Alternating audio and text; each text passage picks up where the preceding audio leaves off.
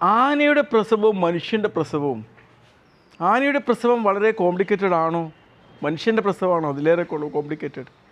തീർച്ചയായിട്ടും മനുഷ്യൻ്റെതാണ്.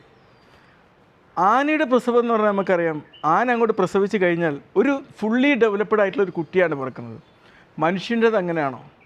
മനുഷ്യൻ്റെത് പിന്നെ അതിൻ്റെ ഓരോ വളർച്ചാ ഘട്ടത്തിലൂടെയും അതിൽ മാതാപിതാക്കളുടെ ഓരോ റോളുകൾ നിർവഹിച്ചിട്ട് വേണം മുന്നോട്ട് പോകാൻ.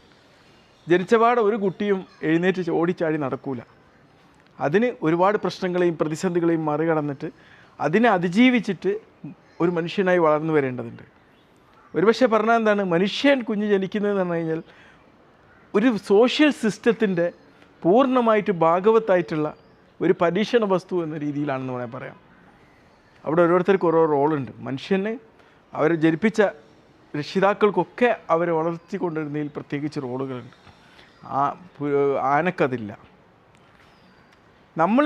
നമുക്ക് ഇന്നത്തെ ആധുനിക കാലഘട്ടത്തിൽ എന്തൊക്കെ ശാസ്ത്രീയപരമായി കണ്ടെത്തുന്നോ അതിനൊക്കെ അനുസരിച്ച് മനുഷ്യ കുഞ്ഞിനെ പിറക്കാനുള്ള സാഹചര്യങ്ങൾ അനുവർത്തിക്കേണ്ട ഒരു സാഹചര്യം മനുഷ്യനേ ഉള്ളൂ, മറ്റ് ജീവികൾക്കതില്ല.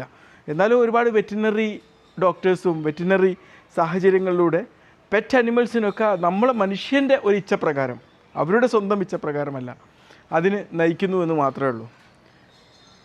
ഗർഭം എന്ന് പറഞ്ഞാൽ നമുക്കറിയാം, പ്രസവം എന്ന് പറഞ്ഞു കഴിഞ്ഞാൽ നമുക്കറിയാം, പണ്ടുള്ള കാലഘട്ടത്തിൽ ഒരു 100 പ്രസവം നടക്കുമ്പം അതിൽ ഒരു മരണം ഉണ്ടാവുമായിരുന്നു.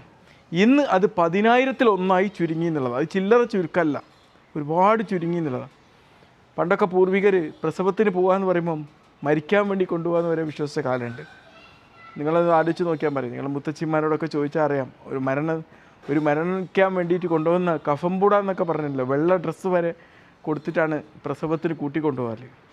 അങ്ങനത്തെ സാഹചര്യത്തിൽ നിന്നൊക്കെ മാറി ഇന്ന് നൂതനമായിട്ടുള്ള ഒരു പ്രസവത്തിൽ ഏതൊരു കോംപ്ലിക്കേഷനെയും ഒരു പരിധിവരെ പരിഹരിക്കാൻ. എന്നാലും 10,000-1 മരണം ഇന്നും തടയാൻ പറ്റാത്ത സാഹചര്യമുണ്ട്, അല്ല എന്നല്ല, അതുണ്ട്. അത് 10,000-1, പണ്ട് 100-1 മരണം. മനസ്സിലായില്ലേ?